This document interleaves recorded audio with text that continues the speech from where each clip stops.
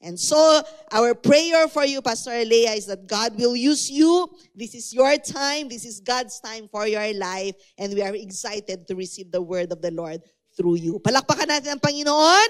Let us welcome Pastor Lea. Amen. Hindi po ako vlogger, Hindi ako parang si Smiles. Ayan, mga kasamaan ko sa mga blessed and beautiful. Hindi din po ako katulad ni Ate Lorena na isa pong vlogger. Ayan. Ayan. So, praise God po. Hallelujah. Pwede po ba tayong yumuko? Kinakabahan ako eh. Ayan. Yuko po tayo manalangin. Father in heaven, Lord God, be enthroned in this place, Lord God. Use me mightily, Lord God. Hallelujah. Lord, ano man po, Panginoong Diyos, yung gusto niyo pong iparating sa bawat isa po sa amin na naandito, Lord God. Deny me to the cross, Lord God. Use me, Lord God. Hallelujah. At kayo po ang mangusap sa bawat isa po sa amin na naandito, Panginoong Diyos. Lord, ano man pong mga, Lord, plano ng kaaway para, Lord, hindi ma-receive ng bawat isa po sa amin na naandito ang iyong salita, Panginoon. Amin pong sinisira sa pangalan ni Jesus, Lord God. Thank you, Lord. Use me, Lord God. Gamitin niyo po ako. Ito po ang aking dalangin sa pangalan ni Jesus. Amen at amen. Amen. Pwede bang sabihin mo sa katabi mo, masaya ako na andito kaya. Ayan. Umiti po ba yung sinabihan mo na yun lang. Nakakasilaw, no? Ayan. Okay, pero okay lang po, okay lang. Ayan. Hindi, okay lang po. Amen. Ayan. Inuulit ko po, hindi po ako vlogger. Ayan. Dami kong ayan. Okay, praise God. So, bago ko po umpisahan ang aking preaching this morning, way back po sa Pilipinas, isa po ito sa naging routine ko na. Bago po, pag ako po ay gumigising, talagang tune in ko po, tune in talaga, no? Talagang nakikinig po ako sa isang pastor na gustong-gusto ko. Ayan, maliban sa aking asawa. Hello, nanonood siya ngayon. Ayan, talagang nai-encourage ako sa mga preachings niya. At maliban po doon, inuumpisahan po niya palagi ang kanyang preaching sa isang, sa isang joke. Ayan. So at this morning, credits po sa kanya ang joke na ito. Kung narinig niyo na, sige lang po.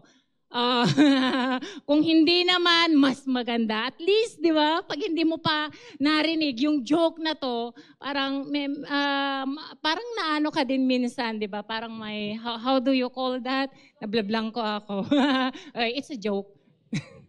Okay. Hey, ito po yung kwento. Sabi po niya, okay, pwede po bang pakitaas muna yung mga kamay ng mga may asawa dito? Ayan, dami. Kamay ng mga may asawa na. Ayan. Kasi para po sa ating lahat ang joke na ito. Joke lang. Okay, by the way, hindi po ito related. Okay, hindi po ito related sa aking preaching this morning. It's just a joke para lang maalis yung aking kaba. Maalis din po. Ayan, kasi kinakabahan talaga ako. Okay, umpisa na po natin. Sabi po ng joke na to na nabasa ko at narinig ko din, sabi niya, Tagalog na lang.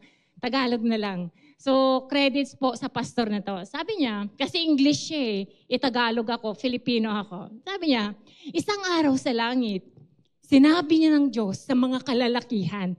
Okay, pakitaas nga po yung kamay ng mga kalalakihan dito na may asawa. Na may asawa. Okay. Okay, taas po natin. Sabi po, isang araw sa langit, sinabi ng Diyos sa mga kalalakihan, gusto kong bumuo kayo ng 2 linya. Have you heard this story? Gusto kong bumuo kayo ng 2 linya. Ang isang linya ay para sa mga kalalakihan na naging ulo ng kanilang tahanan. Wow! Ang isa naman ay para sa mga kalalakihan nang nasusunod ay ang kanilang mga asawa. Oh, yahoo! Diba? Okay.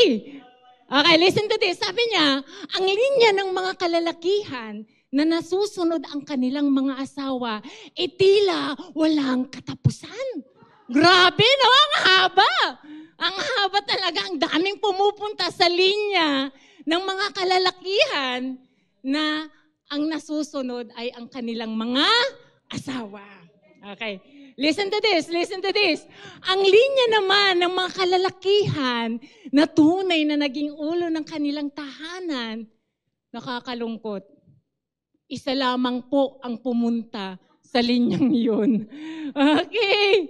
Sinabi ng Diyos sa unang linya, kayo mga kalalakihan, dapat kayong mahiya sa inyong mga sarili. Itinalaga ko kayo na maging ulo ng inyong mga tahanan, ngunit kayo naging masuwayin at hindi ninyo natupad ang inyong layunin. Di ba? Tama po ba? Tama po ba? Sa inyong lahat, sabi niya, listen to this. Sa inyong lahat, isa lamang ang sumunod sa akin. At ang sabi ng Panginoon, matuto kayo sa Kanya. Ayan. Ano sabi ng Panginoong Diyos? Matuto kayo sa Kanya. Okay. Moving on. Pagkatapos, listen to me, pagkatapos sabi niya, tumingin ang Diyos sa nag-iisang lalaki at tinanong. Nilapitan niya ngayon. Sabi niya, paano ka napunta sa linya na to? Grabe, no? Sumagot ang lalaki, sabi niya, sinabi po kasi ng aking asawa na dito ako pumunta. Hallelujah. Hello, asawa.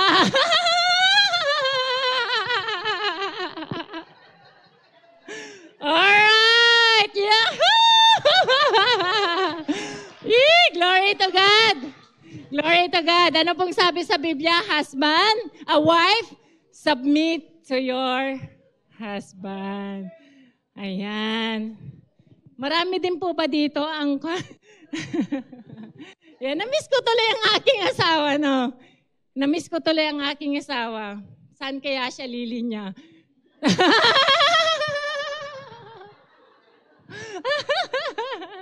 Ay, nako. Pwede mo bang, kung katabi mo yung asawa mo, pwede mo bang sabihin, I love you?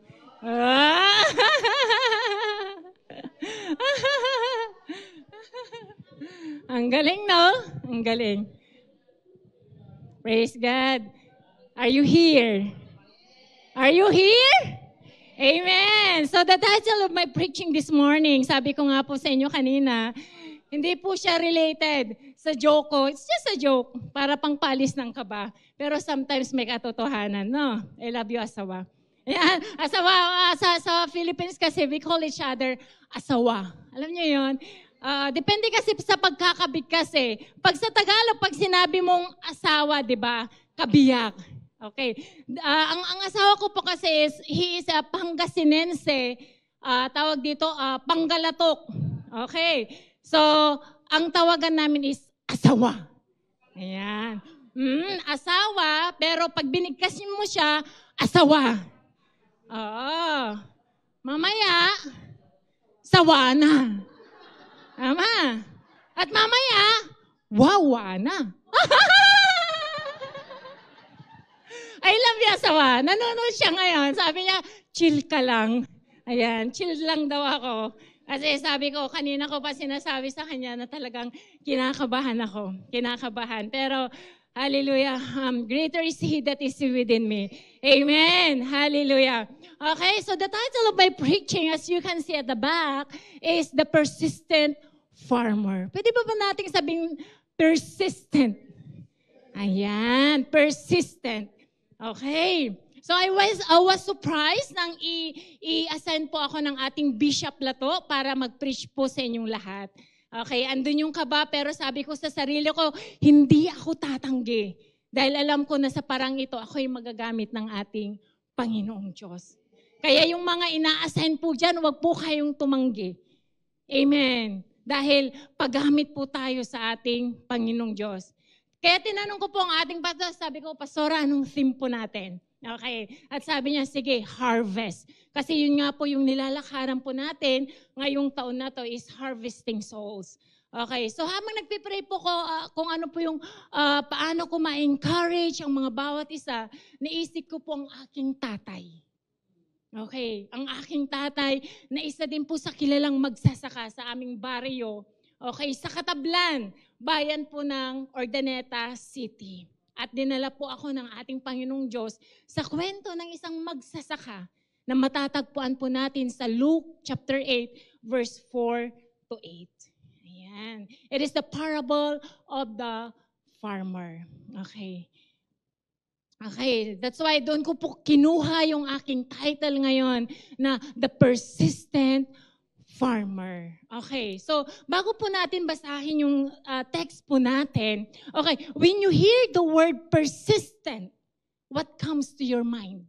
Pag narinig po, sinabi nating persistent ka, ano kaagad ang pumapasok sa iyong isipan? Okay, so talagang tinignan ko para hindi ako magkamali. At tama yung definasyon ko din ng salitang persistent, kinahangailangan ko po si Google. Okay, ang sabi niya, when you say persistent, it is a continuing to do something. When you say continuing, ikaw ay tuloy-tuloy or to try to do something even though it is difficult. Look at the word, difficult. Kahit nahihirapan ka daw po, talagang andun yung persistency mo na gawin ang isang bagay. Are you here? Are you here? Okay. Or other people want you to stop. Ibig sabihin, kahit nahihirapan ka, hindi ka nagpapapigil sa mga na gawin ang bagay na yun. Kahit pinipigilan ka daw ng mga tao, andun pa din yung persistency mo na ituloy kung ano yung ginagawa mo. Amen po ba? Okay, so tignan nga po natin kung gaano ka-persistent ang magsasaka na to na ikwinento po ng ating Panginoong Diyos. Are you here? Okay. So makikita po natin yan sa Luke chapter 8 verse 4 to 8 NLT version. Okay, let's read. Sabi po niya, one day, Jesus told this story in the form of a parable to a large crowd that had gathered from many towns to hear him. In verse 5, it says there that a farmer, everybody say farmer. A farmer went out to plant his seed. Lumabas daw po ang magsasakang ito para maghasik, para magtanim ng buto. As he scattered it across his field, some said fell on a footpath. I believe you are very much familiar with this story, right? Hindi lang siguro minsan, pangalawang beses nyo nang narinig ang parable po na to. But let us allow the Holy Spirit to speak to us kung ano po yung gusto niyang iparating po sa ating lahat. Kasi ako din po, nung pinag-aaralan ko po ang verse na to, I almost cried. Umiiyak din po ako. Ganon din po kaming mga pastor pag nagre-read po kaming ganyan. Bago kayo kami muna ang tinatamaan. Did you know that? Bago kayo ang matuto, kami muna ang nauunang matuto. Are you here? Amen. Hallelujah. Moving on. Where it was step on. Okay. And the verse 88, verse 6. Other seed fell among rocks. Okay, nahulog daw siya sa batuhan. And it began to grow, but the plant soon wilted and died for lack of moisture. Verse 7, other seed fell among thorns that grew up with it and choked out the tender plants. Still other seed fell on the fertile soil. This seed grew and produced a crop that was 100 times as much as has been planted. When he had said this, he called out, anyone with ears to hear should listen and understand. Hallelujah. Praise God. Hallelujah. Lord, gawin niyo pong buhay na salita sa aming mga puso, ang salita niyo po na aming binasa sa umagang ito. Sa pangalan ni Jesus. Amen and amen. Okay. As you know, lumaki po ako sa pamilyang ang ikinabuhay po ay pagsasaka. Alam po yan ang naimbitahan ko po kanina na aking kapatiran din na si Reggie. Talagang yung pamilya namin na talagang ang source of income lang po namin ay pagsasaka. Kaya relate na relate ako, Pastora, pagdating sa salitang harvest. At kilala din po ang aking yumaong ama sa isa sa pinaka-persistent o tuloy-tuloy, matyaga at masipag na magsasaka. 6 po kaming magkakapatid, 5 pong babae, 1 pong lalaki, at ako ang bunso. At sabi nga po, pag bunso, binuhos na daw sa kanya ang lahat ng biyaya. Ako yung pinakamatangkad. At syempre, ako yung pinakamaganda. Peace po sa mga kapatid ko kung may mga nanonood sa kanila. Joke lang po yun. Okay, so simula po nung ako ay magkaisip na, doon ko na nakita ng pagsasaka ang siyang pinagkukunan talaga ng ikinabubuhay ng aming pamilya. Kung tatamad-tamad ka bilang isang magsasaka, talagang hindi ka magkakapera. Tama po ba yun? Knowing, listen to this, that my father was born with physical disabilities. Okay, he is mute and deaf. Pipi at bingi po ang aking ama. Amen. So, wala na siyang ibang pwedeng alam gawin, kundi ang magsaka. No read, no write. Diba? Hindi siya pwedeng magtrabaho. Amen. Kaya nga yun lang, pagsasaka ang talagang pinagkukunan namin ng ikakabuhay. Okay, but listen to this. Despite of being disabled, hindi siya nahadlangan. At napag-aral naman po niya kaming lahat ng tanging resources lang po nila ng aking ina ay ang pagtatanim sa bukid. Glory to God. Okay. Kung ang Canada, okay, listen to this. May 4 na seasons. Tama po ba? Ang Canada ay may 4 na seasons or sa Tagalog, ito po yung tinatawag nating kapanahunan. Okay. Namely, ano po yung 4 seasons ng Canada? Spring, which is March and May. Okay, it is spring weather, it becomes warmer.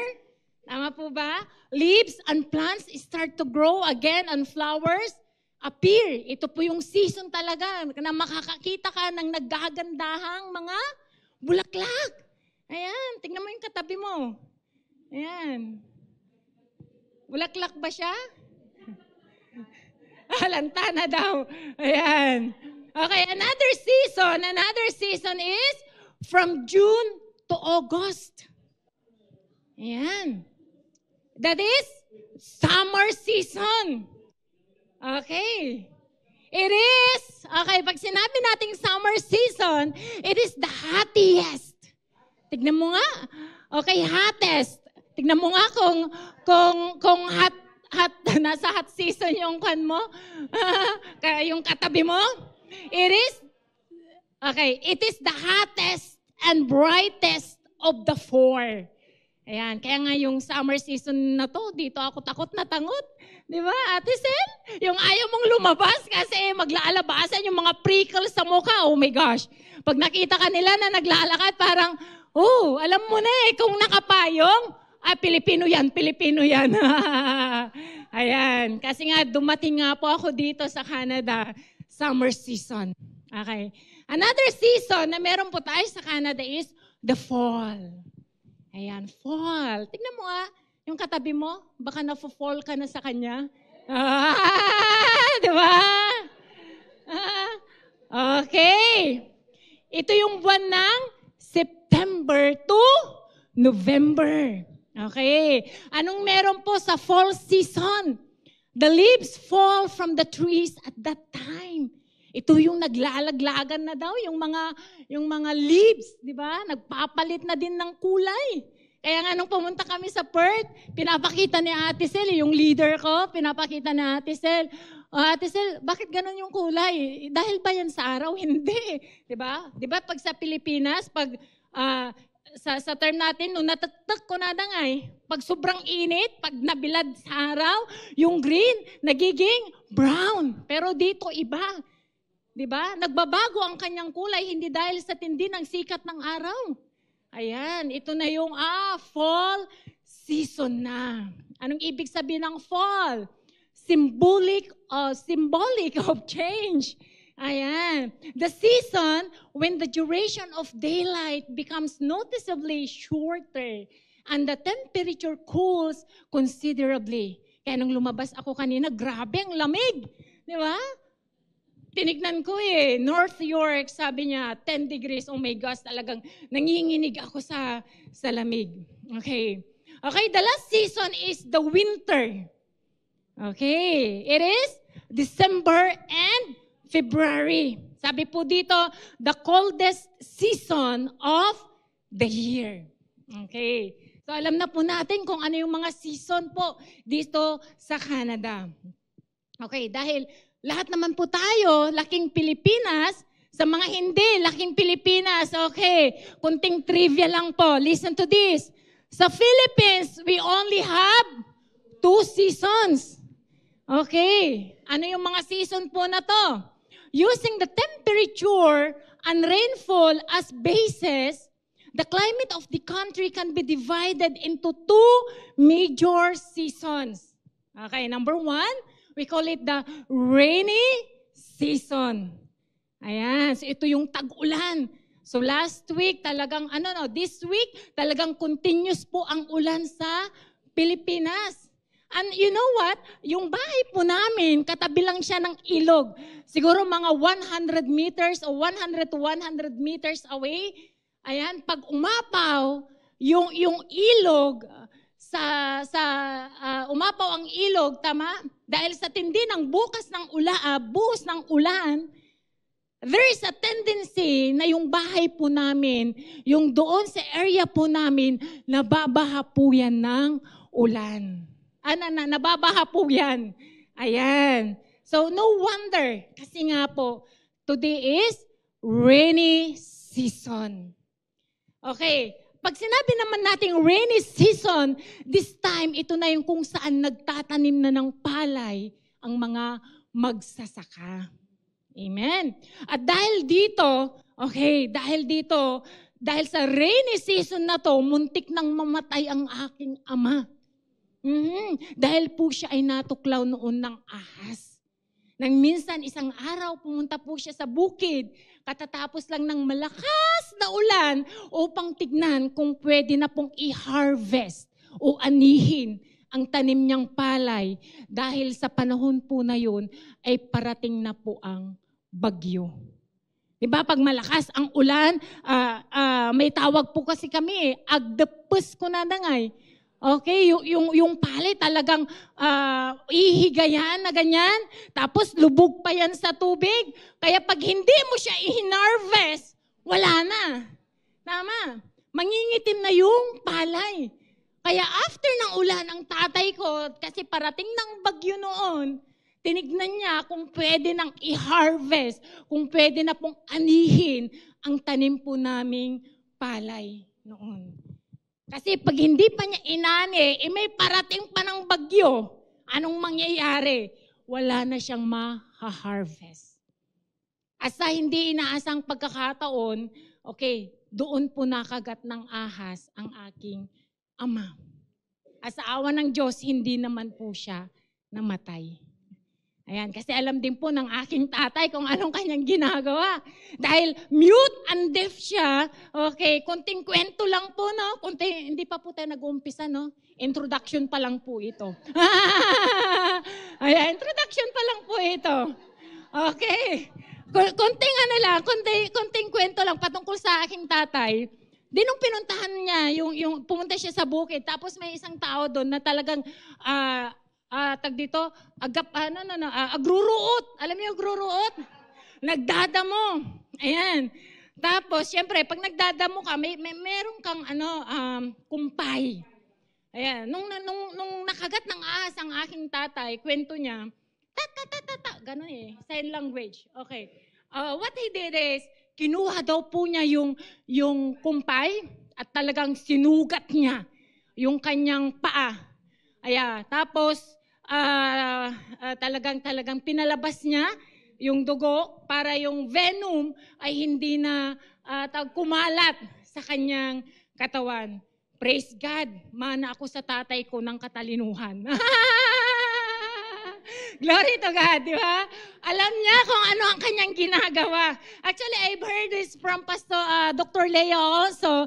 No? Can you still remember? Meron siyang story. But sad to say, hindi nga namatay sa venom ang tao na to. Ano ang nakapatay sa tao na to? Natalsikan. Ayan. Natalsikan. Okay. So yun, at ang pangalawa po na season, moving on.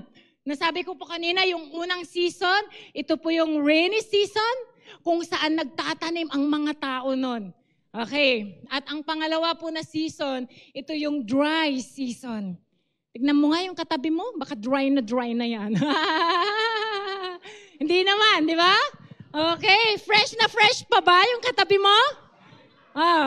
Baka mamaya dry na siya. Ayan. Okay, hindi naman. Sabi mo sa katabi mo kung asawa mo yan, I love you.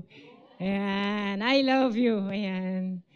Okay, when you say dry season, it is from December to May.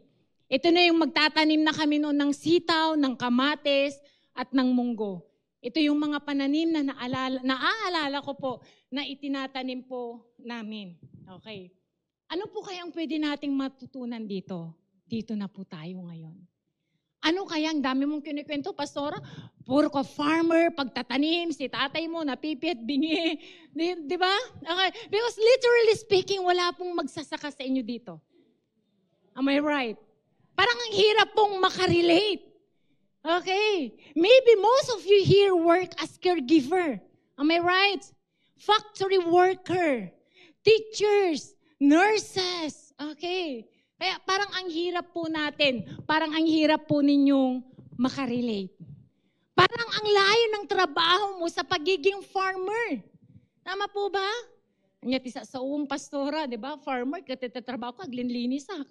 Di ba? Okay. Ang title natin sa umaging ito is The Persistent Farmer. Tama po ba? Pero ano po ang sinabi sa verse 5 ng Luke chapter, okay, verse 5 ng Luke. Ano pong sinabi ng verse 5? A farmer went out to plant seed. Okay. And the farmer here, listen to me. The farmer here, it represents God, and the seed is His message o ang kanyang salita. Ang farmer po na tinutukoy sa parabolang ito ay ang ating Panginoong Diyos na naghasik ng salita ng ating Diyos. Kung ang isang farmer, literal na nag-aasik ng binhi so that at the end of the day, meron siyang ma-harvest, meron din siyang kitain, meron siyang ibenta, at magkaroon siya ng pera. Tama po ba? Figuratively speaking, a farmer, listen to me, in a spiritual aspect, ay sila po yung humahayo para magbahagi ng salita ng Diyos. Sabi mo nga sa katabi mo, mukha ka nang magsasaka. Di ba? Kasi baka mamaya ang alam lang natin, ang farmer yung nagtatanim lang sa bukid. Di ba? But then figuratively speaking, when you say farmer, ay ito yung mga tao na nagba-Bible study. Among you here, ang nagba-Bible study po dito. Amen. Isa ka pong magsasaka. Di ba? Hindi lang literal na seed ang tinatanim mo eh. Tama? Ang itinatapon mo eh. Kundi ang tinatapon mo, ang binabahagi mo, ay salita ng ating Panginoong Diyos. Relate ka ba?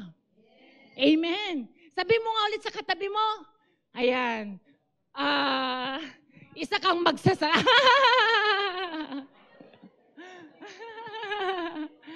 Am I clear? Amen. Hallelujah. Praise God. Okay. Okay, sabi dito, because God commissioned us in Matthew 28 verse 19. Alam ko po, narinig na po natin to. Ano yung Great Commission po sa atin ng ating Panginoong Diyos? Sa Matthew 28 verse 19 to 20. Okay, tama po ba ako? Ano yung Great Commission po ng ating Panginoong Diyos? Okay? To go and make disciples. Anong sabi dyan? Go therefore. Everybody listen. Go therefore and make disciples. Tayo po inuutusan ng ating Panginoong Diyos na magdisipulo. Pwede mo bang kalabitin yung katabi mo? Go down. Go down. Pag inaantok yan, yugyugin mo. Pag inaantok, yugyugin mo para magising. Pag nagugutom na yung katabi mo, ayan, yugyugin mo lalo. Ayan, okay. Ano yung Great Commission ng ating Panginoong Diyos sa atin? Sabi niya, go, therefore, and make disciples. And God is saying to us right now, kung first time mo na marinig ang mandate po na to sa atin ng Panginoong Diyos, tayo po, ikaw po, kinakausap ka ng ating Panginoong Diyos to go therefore, humayo ka and make disciples and share the Word of God. Magtanim tayo ng salita ng Diyos. So ang farmer, hindi lang yung nagtatanim sa bukid. Kung hindi ka makarelate, I pray makarelate ka ngayon. Amen. That God is commanding you to go therefore and make disciples. Sino ngayon ang tataniman mo? Pastor, walang bukid dito. Di ba? Tama. Literally speaking, wala ka namang pag-aaring bukid. Wala kang asyenda katulad ni Don Manuel. Tama po ba, Don Manuel? May asyenda tayo. Ayan. Saan ako ngayon mag-ahasik? Saan ako ngayon pupunta? Ano ngayon? Saan ako magtatanim? Kuha ba ako ng paso? Isabit ko dyan. Are you here? Okay. Anong sabi po dyan? Magtanim tayo ng salita of all nations. Sino kaya ang pwede mong taniman ng salita ng Panginoong Diyos? Start with your family. Amen. Maging farmer ka sa iyong family. And at the end of the day, when you started to plant seeds on your family, there will be a time that you will be harvesting those souls. Amen. Mga kaibigan po natin, start with them. Praise God, di ba? Meron po tayong second timer. Di ba? Be persistent. Okay, dahil naniniwala po ako. Lagi po itong sinasabi ng aking asawa sa congregations. Okay, that we are all ministers. We are all ministers. Hindi lang mga pastors or leaders ang sinasabihan ng ating Panginoong Diyos, kundi lahat po tayo. Kaya nga nung pong sabi doon sa Luke, lahat ng may pandinig, makinig.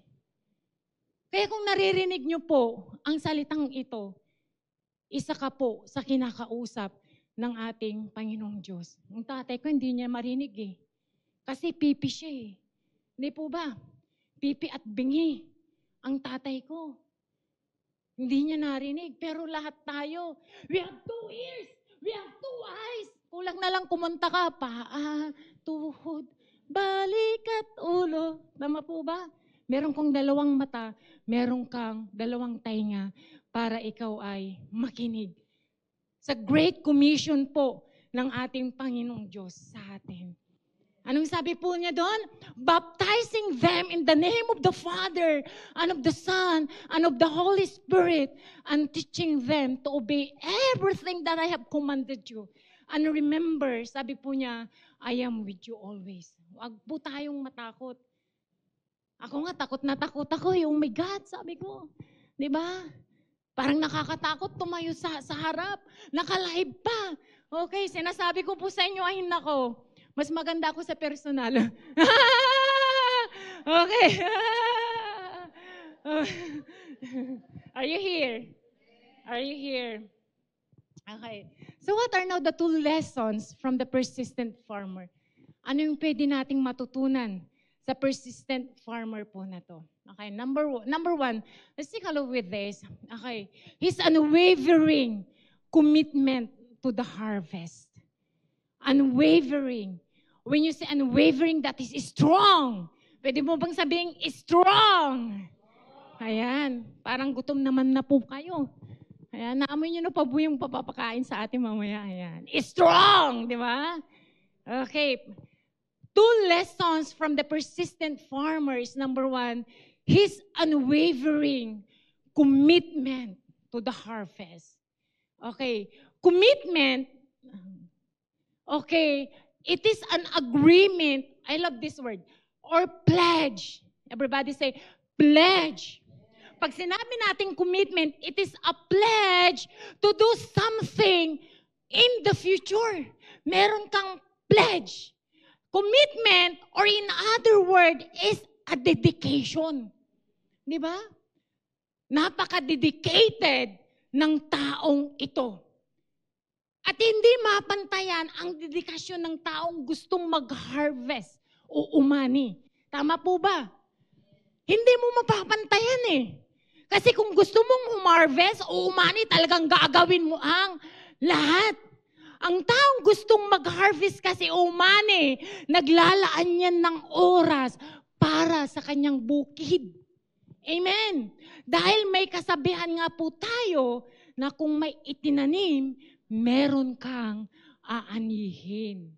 At sa taong gustong umani, hindi uso sa kanya ang mamaya na o bukas na. Kasi magugutom, literal. Damdama ako, nanakpangay ko. Ganito kasi ang season. Hindi. In season or out of season. Di ba? Tignan nyo ang palay. Di ba? Kahit hindi season ng palay, nagtatanim ang mga farmer. Kasi meron silang inaasahang irigasyon. Tama po ba?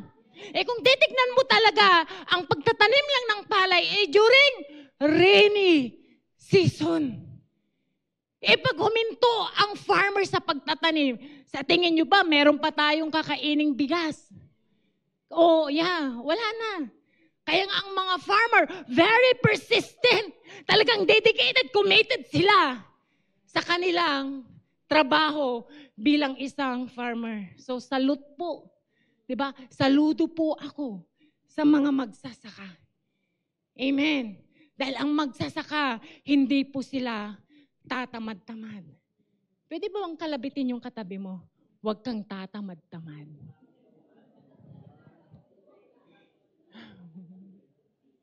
Napapansin po ba natin that meron po tayong mga empty chairs? Sige nga po. Meron po tayong empty chairs. Ang tanong, di ba? Anong ginagawa natin, listen to me, para ang empty chair na yan ay maupuan at yung umupo dyan ay makakilala at tumanggap sa ating Panginoong Diyos at mabago din ang kanyang buhay. Yun ang tanong eh. Amen. Kapatid, kumusta po ang commitment mo bilang isang Kristiyano? Hello? Are you here? Pwede bang kalabitin mo yung katabi mo? Kumusta ang commitment mo bilang isang Kristiyano? May kasunod po yun. Okay, when it comes to winning souls and making disciples. Diba? Kumusta?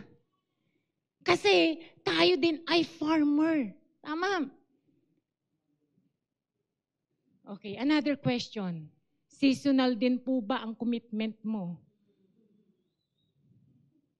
Seasonal din po ba? Ouch, di ba? Aminin man natin o hindi, kasi kung minsan seasonal din yung ating commitment, tama po ba?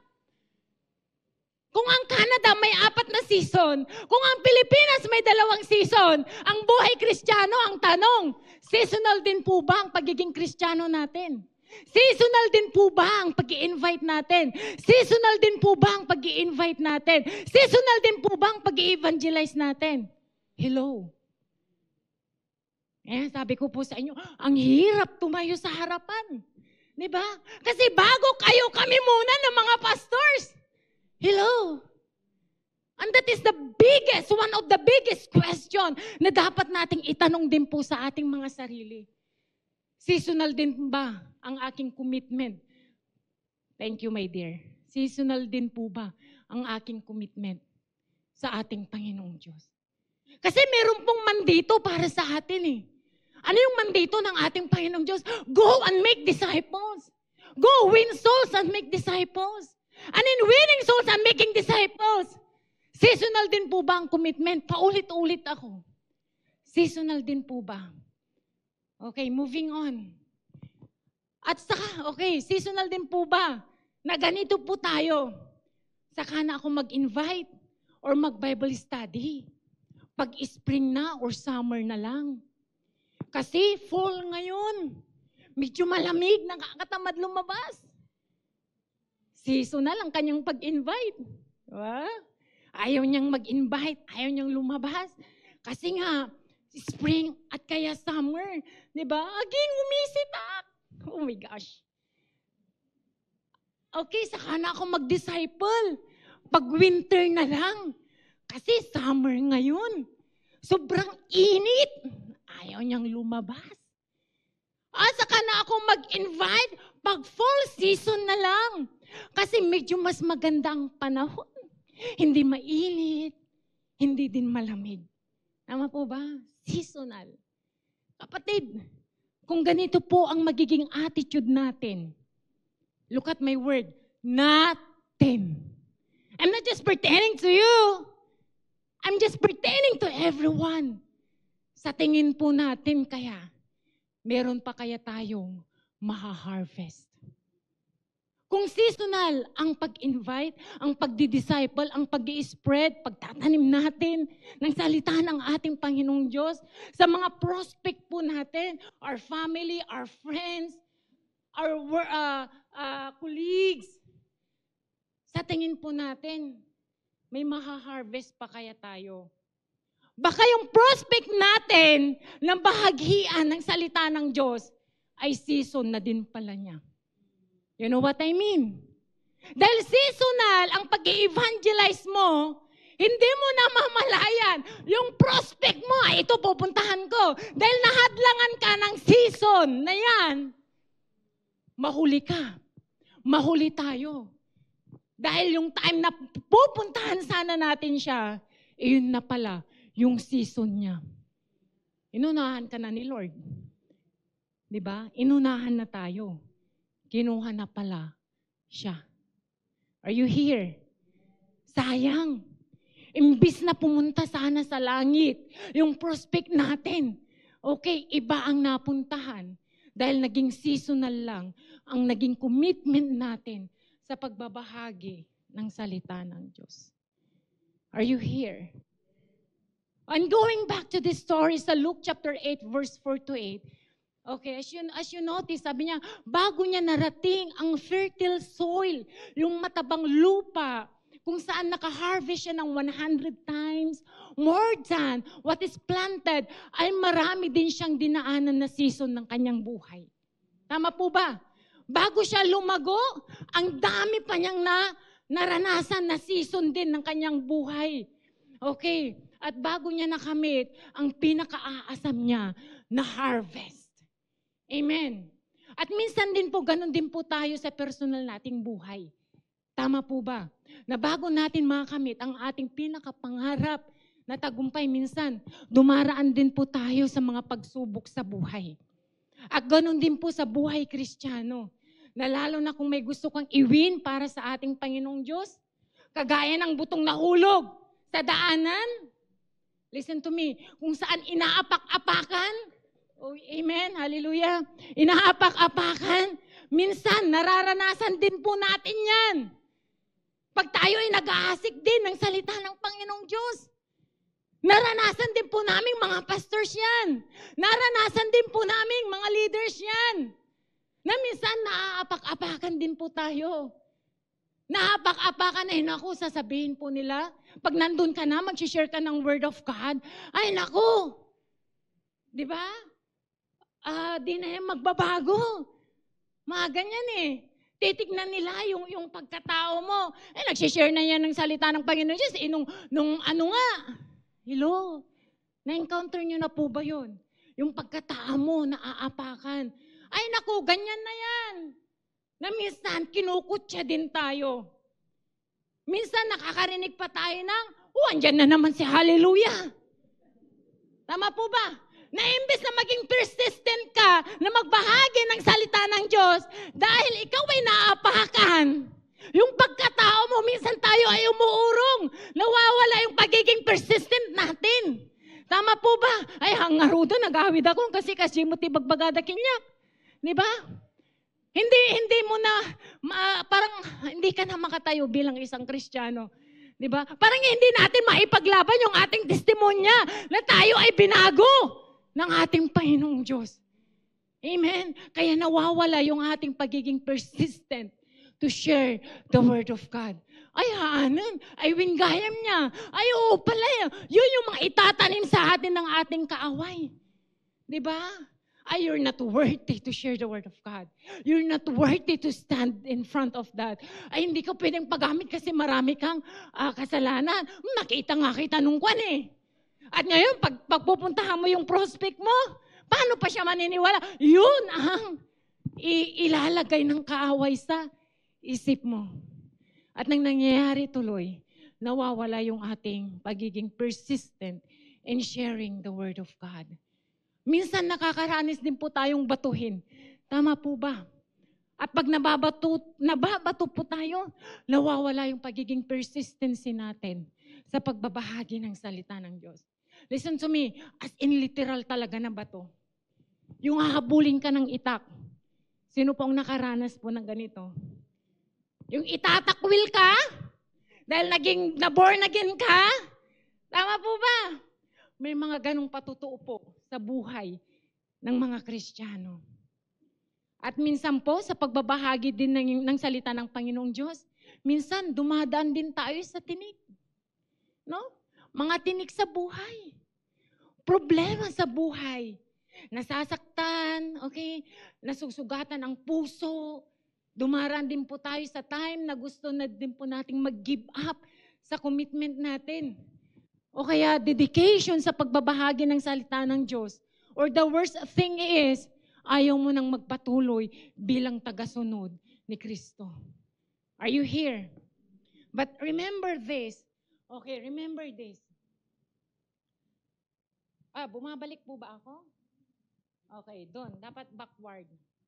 It is written in Matthew 5. Okay. Matthew 5. Okay. Bro, if you can flash it, para mabilis po tayo. Matthew 5:11 verse 12. Sabi po niya, "Blessed are you when people insult you." Ang Panginoong Diyos po ang nagsasabi po nito.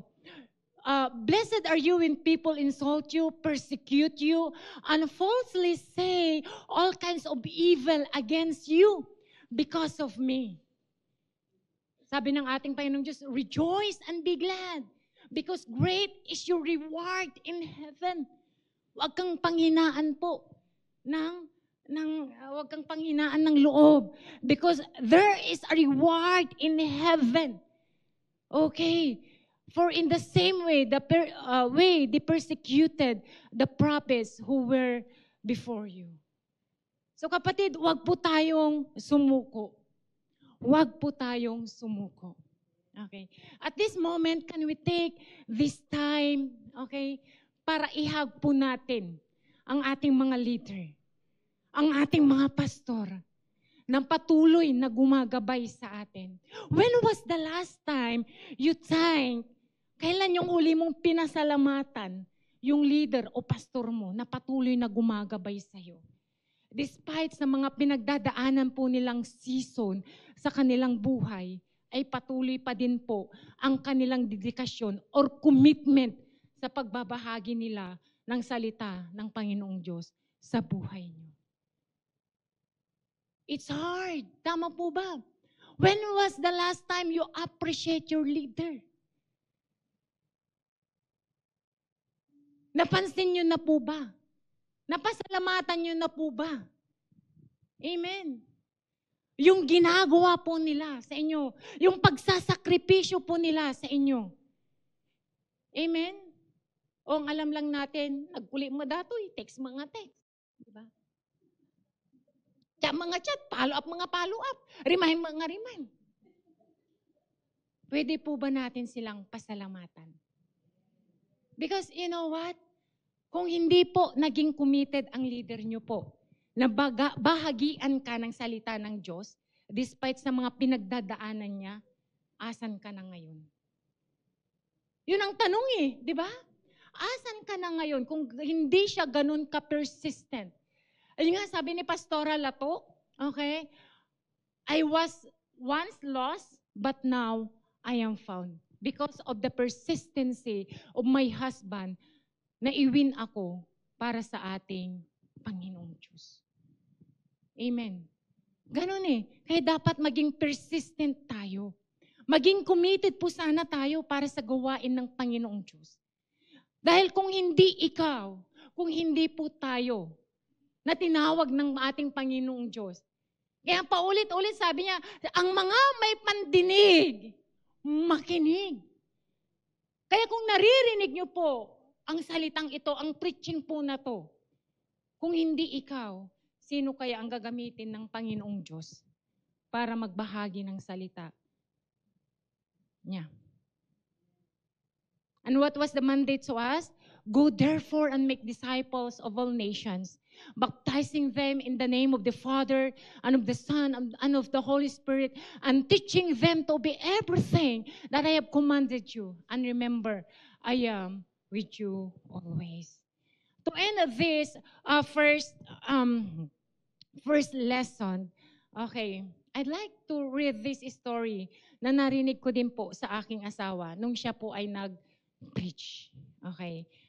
And it encouraged me a lot. And it is related also sa number 1 lesson na ating natutunan, okay, na it's about commitment. Okay. So this story was entitled The Last Flyer. The Last Flyer. Okay, it was written by Meredith Sage Kindle. I don't know if you heard this story already, or you just read it sa book siguro or sa Facebook, I don't know. Pero kung hindi pa, just listen to this what you call this story. Okay, the title of this story is The Last Flyer. Okay, it goes like this. The little boy put on his clothes for the cold and then told his father, asan na si Kuya Mark? Ayan. Okay, Dad, I'm ready. His dad, the pastor, said, ready for what? Dad, it's time to go outside and distribute our pliers. Dad replied, son, it's very cold outside and it's drizzling.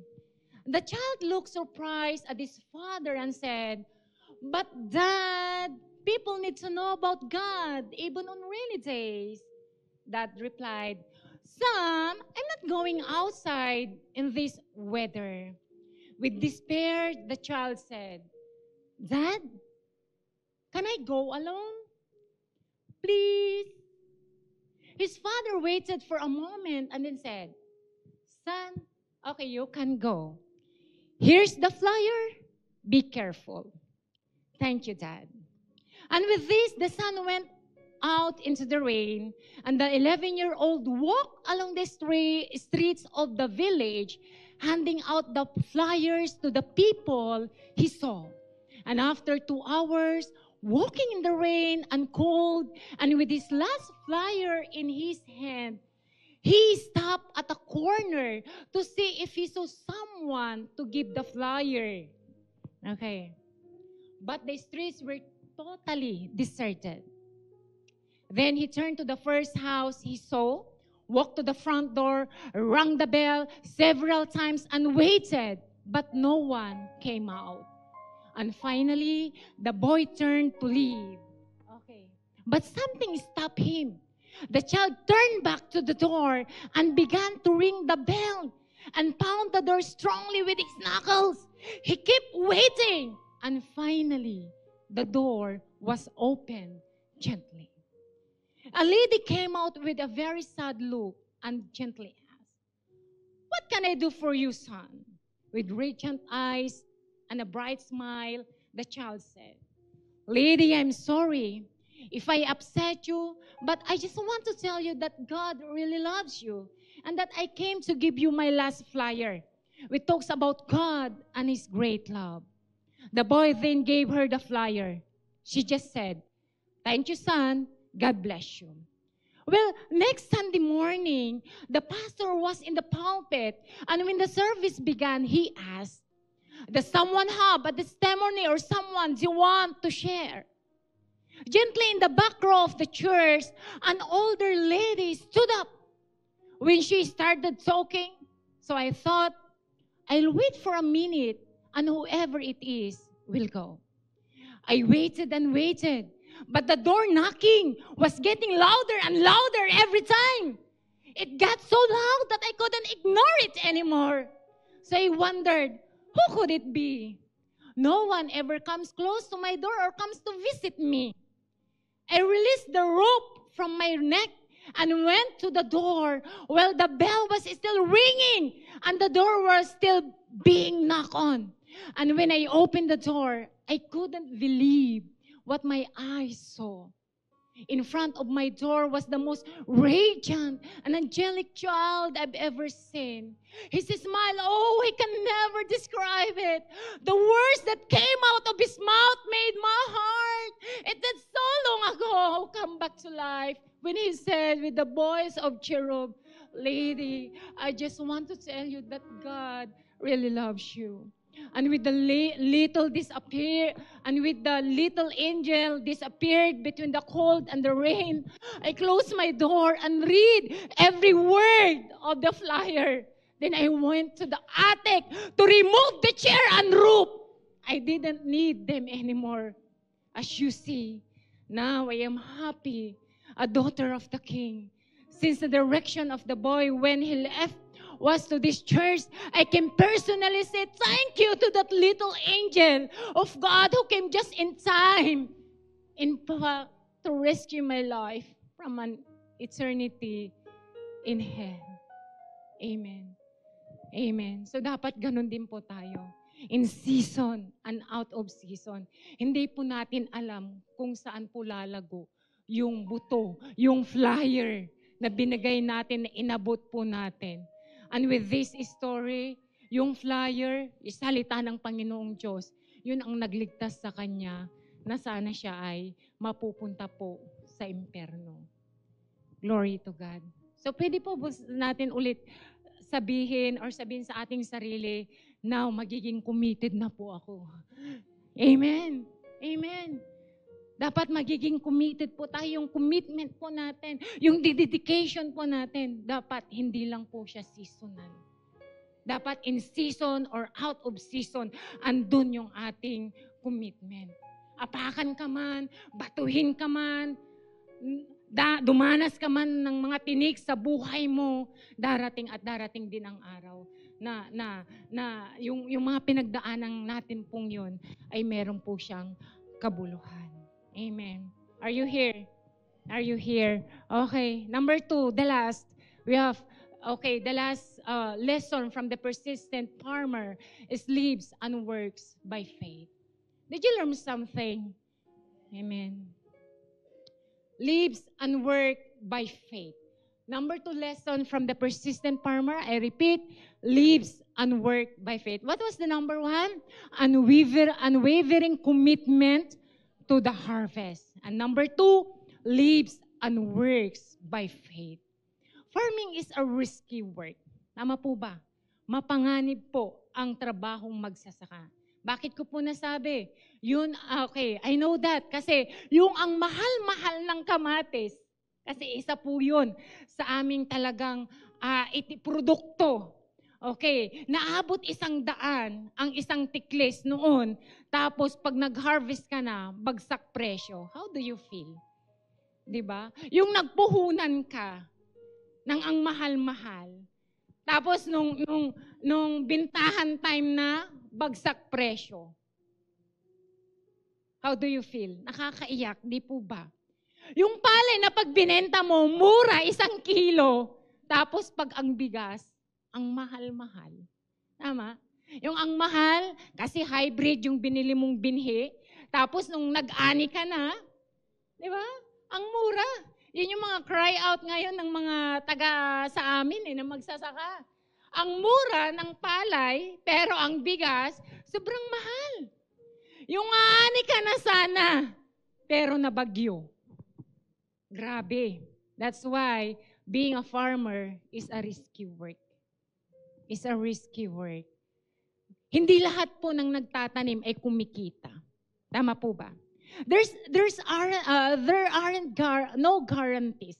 Wala pong garantiya na ikaw po ay kikita. Wala pong garantiya na ikaw po ay tutubo. At minsan wala ding garantiya na ikaw ay aani. Ang ilan ay nalulugi. Ang masakit, paano kung ang inutang mo pa yung puhunan mo? Tama po ba? Ang sakit nun, di ba? Paano kung inintirisan mo pa yung puhunan mo?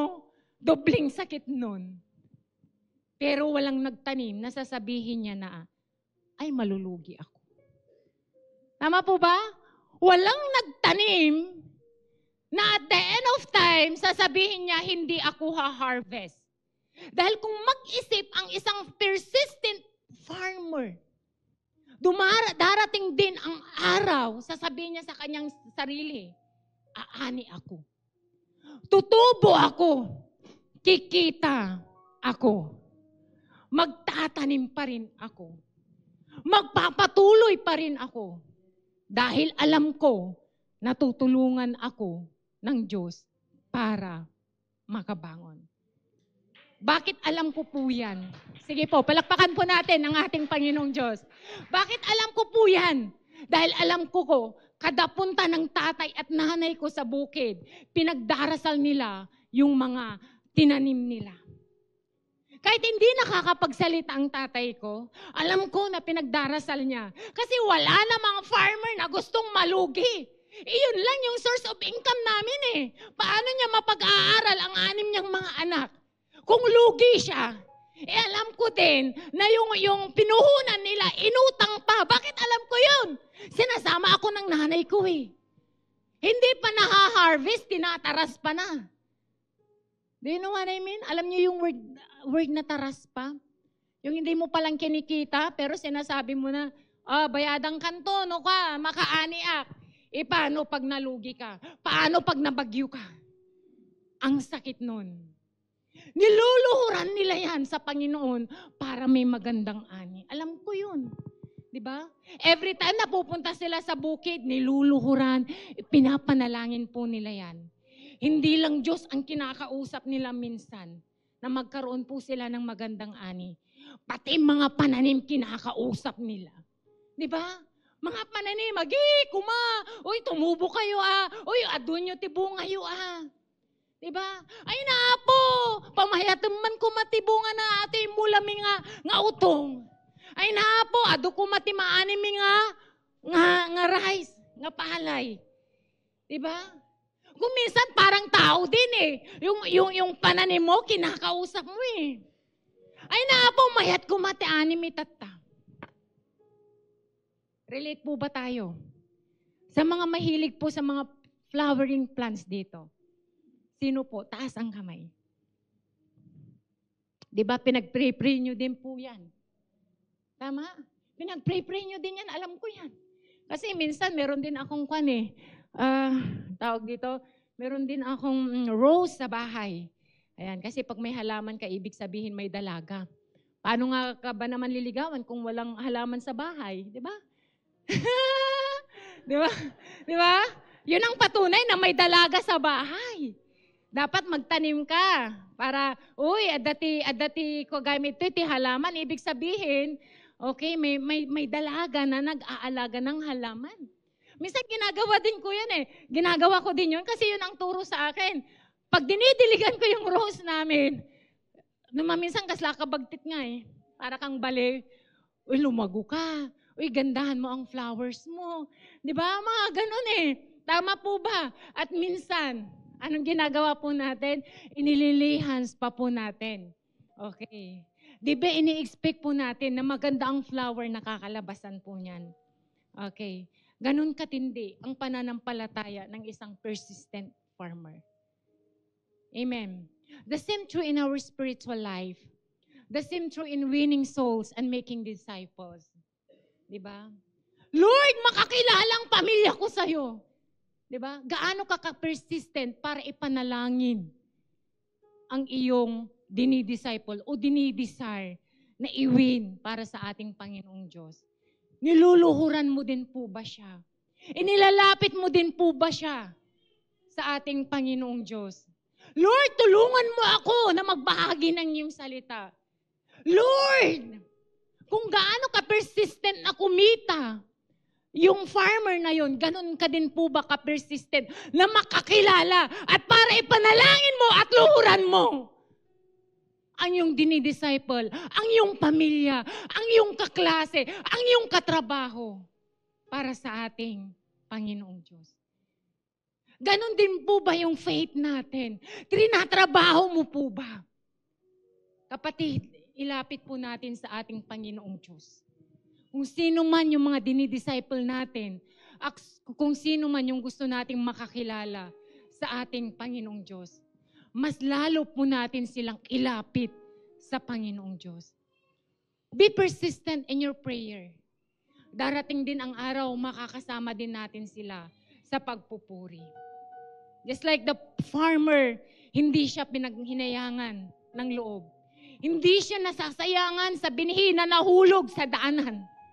Hindi siya nangihinayang sa binhi na nahulog sa batuhan. Hindi siya nanghihinayang sa binhi na nahulog sa may tinikan. Sana wag din tayong mawalan ng pag-asa.